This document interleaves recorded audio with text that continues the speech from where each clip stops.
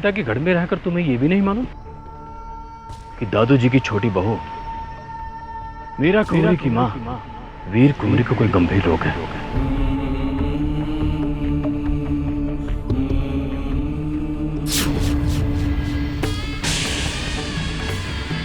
और अब उनकी जिंदगी के कुछ ही दिन शेष है।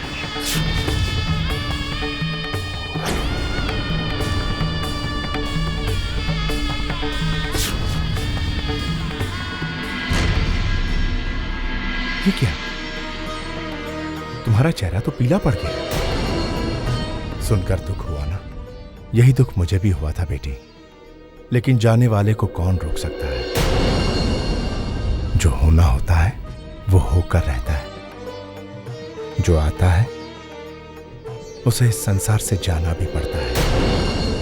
किंतु एक बात ध्यान रखना बेटा, ये बात मीरा कुंवरी को पता नहीं चलनी चाहिए कि उनकी मासा वीर कुंवरी अब कुछ ही दिनों की मेहमान है।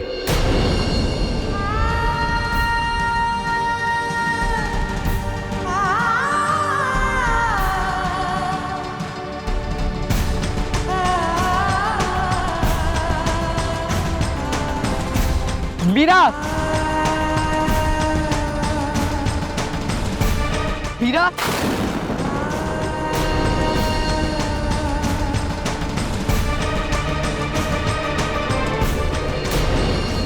मीरा, तुम यहाँ क्या कर रही हो? हम तुम्हें कब से ढूंढ रहे हैं। अभी आपने इन्हें किस नाम से पुकारा? मीरा, ये मेड़ता की राजकुंवरी मीरा है।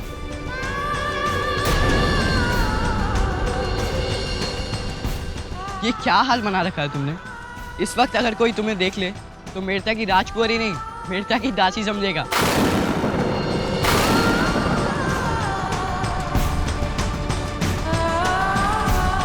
और आप कौन है? ये यहाँ महामृत्युंजय जाप करने आए हैं। राव दुत्ता जी की छोटी बहू के लिए वो कुछ ही दिनों के मेहमान है ना?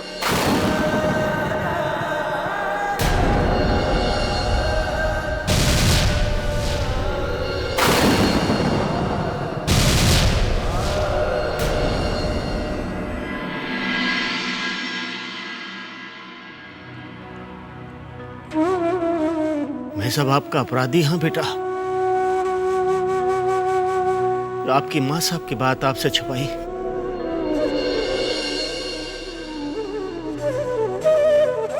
आप में से किसी का कोई अपराध नहीं है।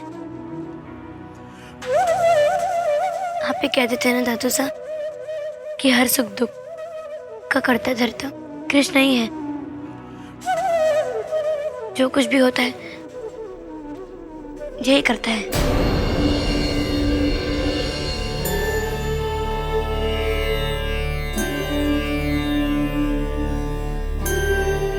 कठे जा रहे हो बेटा? ऊपर के छज्जे पर तारे से कुछ कहना है। पर बेटा अबार तो दिन है, सूरज की रोशनी में आपने तारों को नहीं दिखसी। सूरज की रोशनी में तारे नहीं दिखते, पर होते वो अपनी जगह ही ना। और जब तक वो है वो तब तक मेरी बात मासा तक जरूर पहुंचाएगा।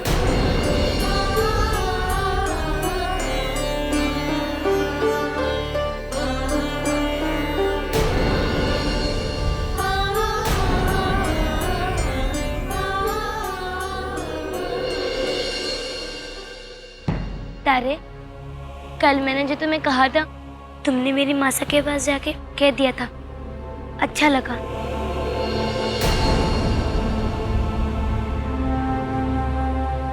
आज मैं तुमसे दिन में ही बातें करने आई हूँ, क्योंकि रात होने तक मैं तुम्हारा इंतजार नहीं कर सकती। तुम मेरी सारी बातें जाकर मासा तक कहते हो ना तारे, इसलिए मैंने सोचा कि मैं तुम्हें बता ही दूं कि मेरी मासा मेरे लिए क्या है। जानते हो, मेरी मासा मेरी सबसे अच्छी दोस्त है। दादू सा कहते हैं कि मैं सबकी आंखों का तारा हूँ, पर मेरी मासा वो मेरी आंखें हैं। उन्हीं से मैंने सारी दुनिया देखी है, और वो जहाँ भी है वो मेरे लिए सब कुछ है। मासा की बस एक ही इच्छा है कि कि उनकी बेटी समझदार हो जाए, सियानी हो जाए। उनसे कहना कि उनकी बेटी समझदार हो गई है। उनसे कहना कि जल्दी लौट आए, क्योंकि उनकी बेटी को पता चल गया है कि उनकी माँ से उसे छोड़ के जाने वाली है।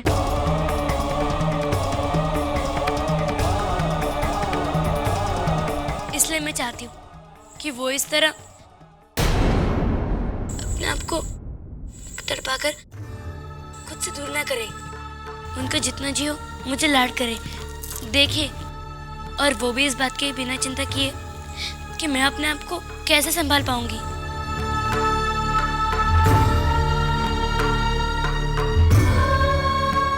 उनसे कहना कि उनकी बेटी ने वचन दिया है कि उनके जाने के बाद मीरा अपने आप को अच्छी तरह से संभालेगी।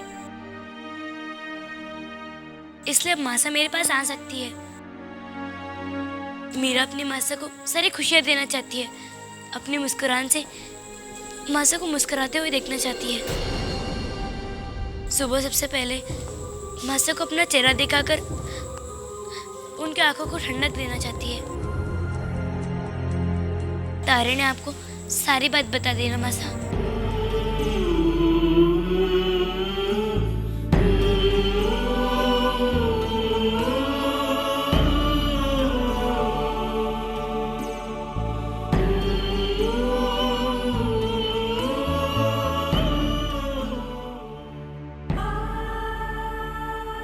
मासा, मैं आपके लिए सारी दवाई यहाँ लेकर आई हूँ।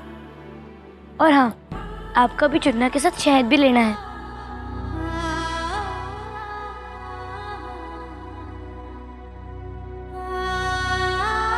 अच्छा, एक बात बताओ मासा, आज आपको दिन के खाने में क्या बनाऊं? खीर खाओगी ना? जब आप ठीक हो जाओगी तो हम सब पहले की तरह खुश रहेंगे। हम बगीचे में साथ मिलकर फूल तोड़ेंगे, और मासा, हम कबूतरों को भी साथ में दाना देंगे। खुड़की भी जाएंगे, केवल हम दोनों, बाबूसा नहीं। मासा, याद है एक बार आप छिप गई थी, फिर बहुत देर तक मिली नहीं थी, और मैं रो रही थी, फिर वापस आ गई थी। आपने मुझे कितना प्यार किया था। इस बार भी मैं रोऊंगी तो आप वापस आ जाएंगे ना मासा? लौट आएंगे ना मासा?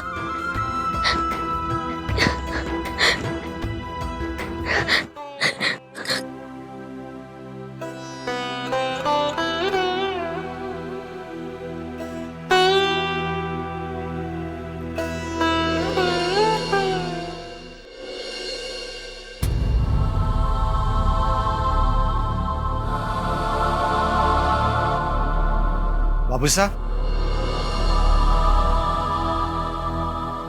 बाबूसा, कोई विशेष बात? बेटा वीर, ये सोच रहे हैं कि जयमल को ब्याह मैं कुछ दिन के वास्ते टाल दे। वीर कुंवरी की तबीयत ठीक होनी कभी भी कुछ भी हो सका है। ये वक्त में सबने रतन सिंह को साथ देना चाहे बेटा।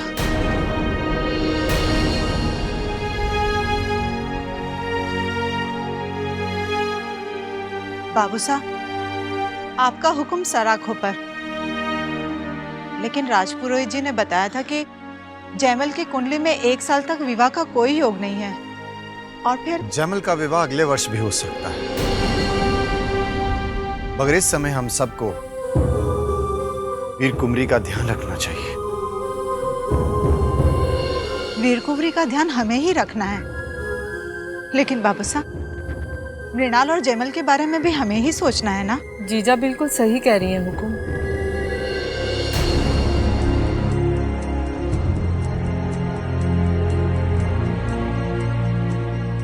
मेरी मृत्यु तो निश्चित है हुकुम, पर अगर मरने से पहले पहले मैं जयमल का ब्याह देख लूंगी तो मुझे बहुत अच्छा लगेगा। और वैसे भी मैंने जयमल को कभी अपने बेटे से कम नहीं समझा। मेरे बेटे का ब्याह हो जाए, इस घर में बहू आ जाए, इससे ज्यादा खुशी की बात मेरे लिए और हो ही नहीं सकती। वैसे भी मीरा के ब्याह का तो अभी कुछ पता नहीं, पर जैमल का ब्याह तो तय हो चुका है ना। बाबू साहब, हाथ जोड़ के विनती करती हूँ, मेरी वजह से जैमल का ब्याह मत टालिए। ठीक है बेटा, मैं आपकी यह इच्छा भी पूरी कर सया। जैमल को ब्याह मैं घनी धूमधाम से कर सया।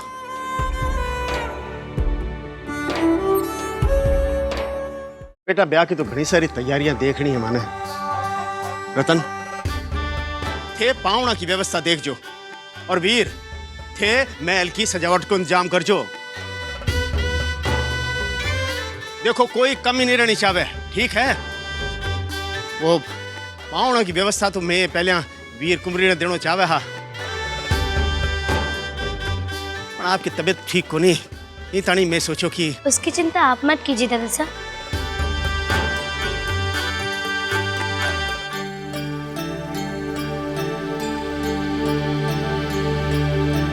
भावना और रिश्तेदारों का स्वागत मैं ही करूंगी। पण बेटा ये सब के वास्ते तो आप आबार घना छोटा हो। नहीं दादा साहब, मैं सियानी हो गई हूँ। आप सबको काम सौंप रहे हैं, मुझे भी तो कुछ काम मिलना चाहिए। भैया तो घनी चोखी बात है। ठीक है, पावना की व्यवस्था आप ही देख जो।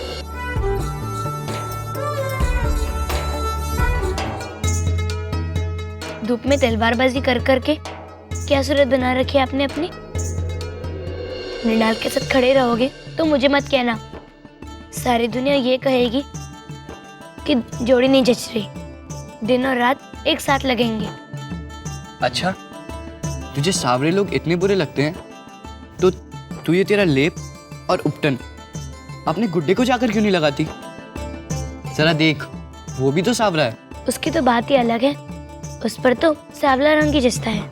अच्छा, मैंने सुना है दादूसा ने अतिथियों का स्वागत करने की जिम्मेदारी तुझे सौंपी है। क्या करूं, आपका ब्याह है ना, जिम्मेदारियां तो उठानी पड़ेगी ना।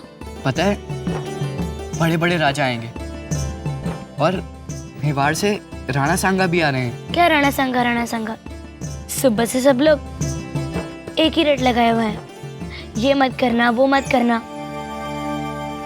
ये कौन है राणा सांगा? सब लोग उनसे डरते हैं क्या? राणा सांगा मेवाड़ के राजा हैं, बहुत बड़े राजा हैं वो। राजपूताना में उनके बराबर शक्तिशाली और कोई नहीं है। हाँ तो ठीक है ना, हमारे दादू से क्या किसी से कम है?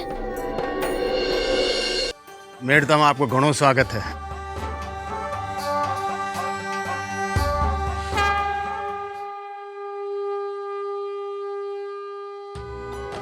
दादू साहब, ये शंख की आवाज कहाँ से आ रही है?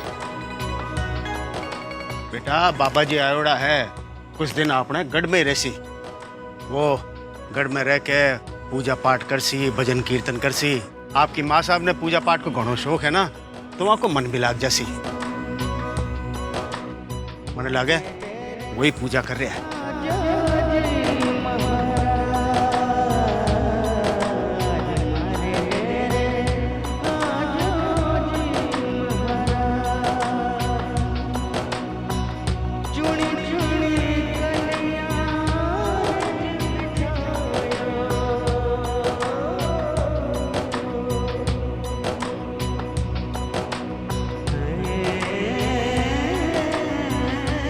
दादू साहब, मन कर रहे हैं जैसे वहां जाकर पूरा गाना सुन के आऊं।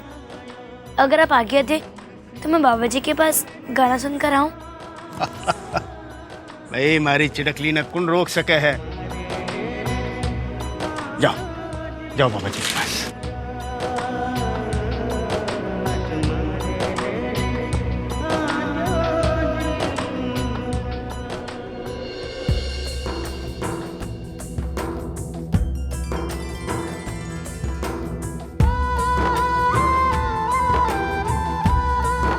आप तो बड़ा अच्छा गाते हैं,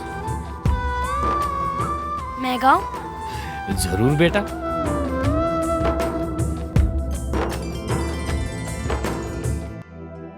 मनमोहन कान्हा बिनती करो दिल राहत के मेरे अब तो दरस देना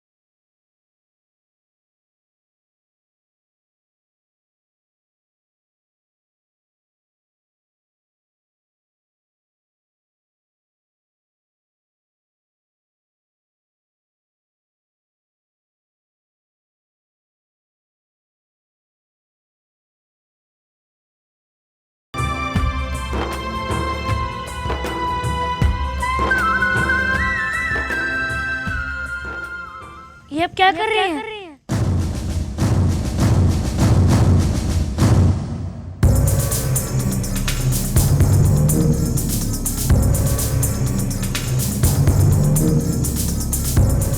भाई रुकिए।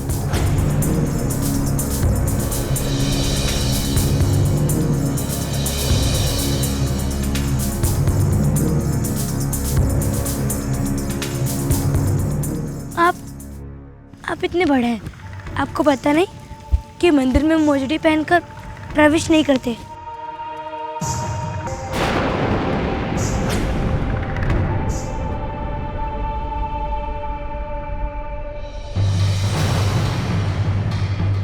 है लड़की, तेरी इतनी हिम्मत, तो जानती भी है कि क्या बोल रही है। मेवाड़ के राजा के सामने तेरी मुंह खोलने की हिमाकत भी कैसी हुई।